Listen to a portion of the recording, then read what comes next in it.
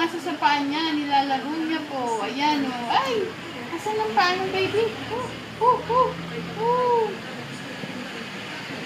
Sino niya talaga yung paa niya? Asan? Left, right. Asan ang paa mo? Left, right. Yun o, ayun o. Ayusin natin yung isa natatanggal. Left, right. Asan ang paa? Left, right. Ito. Kumain ko nga.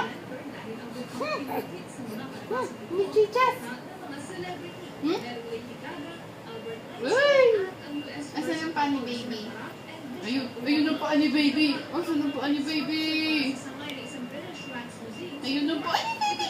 Ayun ang paa ni baby. Hala. Pumpkin, ang laki. Ito pa kaya yun. Hala.